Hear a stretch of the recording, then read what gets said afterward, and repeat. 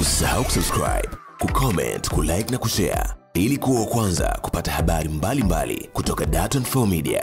Ni news update ya Dar24 Media ikiwa leo ni tarehe 2 ya mwezi wa 11 mwaka 2021. Karibu tuwe sote.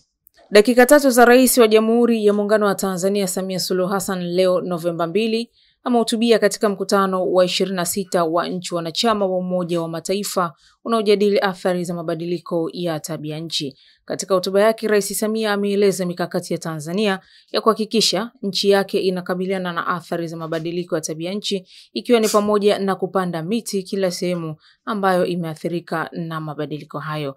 Tumeweka mikakati mizuri ya kupambana na mabadiliko ya tabia nchi, lakini hatuwezi kufanikiwa bila kupata uungwaji mkono madhubuti na kujengewa uwezo wa kitaalam, amesema Rais Samia. Pia Rais Samia amesema Tanzania ina mikakati maalum ya kukabiliana na athari hizo, ikiwa ni pamoja kuomba nchi zote wanachama wa Umoja wa Mataifa kuungana pamoja katika kukabiliana na athari hizo. Mabadiliko ya tabia nchi ni suala la ulimwengu mzima. Suluhisho lake linapaswa kuwa la ulimwengu mzima pia. Tunawaomba nchi zinazoendelea kutoa suluhisho na fedha za kutosha kutuwezesha sisi nchi zenye kipato cha chini kufanikisha malengo kwa namna endelevu, ameongeza Rais Samia. Rais Samia ametoa wito kwa nchi zinazoendelea pia kuchukua hatua za haraka kukabiliana na mabadiliko ya tabia nchi, lakini pia kuhusika zaidi katika mikakati yote na kuongeza kuwa athari za mabadiliko ya tabia nchi hayachagui nchi masikini wala nchi tajiri. We in Tanzania have not been spared by these events. Sea level rise is eating at arable land. Our pride, the Mount Kilimanjaro, is drastically becoming bald due to glacier melting. And we are experiencing unpredictable floods and droughts.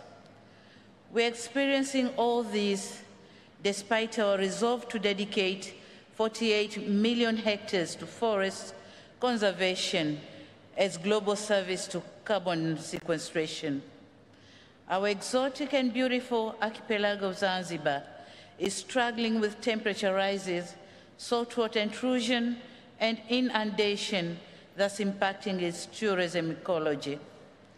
Excellencies, what does all this mean to a poor country like Tanzania?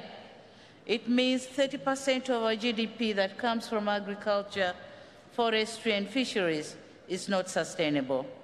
Sadly, the big resolve and robust steps to combat causes and effects of climate change are still low-paced. The Paris goal of achieving 1.5 degrees Celsius is yet to be made, while more commitment are required. We in Tanzania are determined to take swift actions, as our inaction means risking our development agenda and prosperity.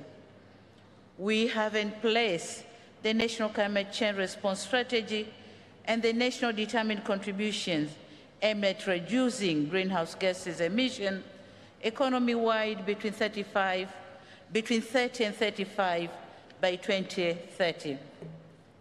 On mitigation front, through hydro, geothermal, and solar, we have managed to increase power generation and thus increasing the access rate from 43% in 2017 to almost 70% in 2020. Our reforestation rate increased from 25 to 27 in 2020, with every year planting on average of 276 million trees. Excellencies, if we developing countries have shown such leadership, why large emitting countries lagging behind? The IPCC AR6 has clearly explained the scope and magnitude of the climate change impacts.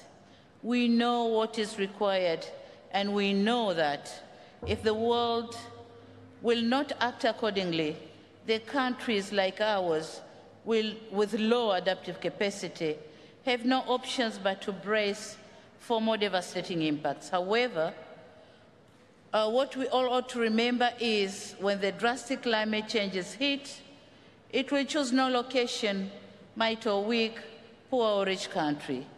And so we call upon an urgent unlocking of a climate financing that will trigger planned targets and implementation of the NDC.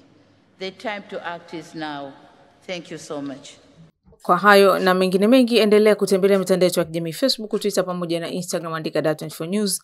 Lakini pia tembelea YouTube channel yetu, andika Dar24 Media. Bila kusahau, kupitia simu yako ya mkononi unaweza kupakua app ya Dar24 ili uweze kupata maelezo yote kuhusiana na Dar24 Media, taarifa bila mipaka. Usisahau kusubscribe, kucomment, kulike na kushare ili kuwa wa kwanza kupata habari mbalimbali kutoka Dar24 Media.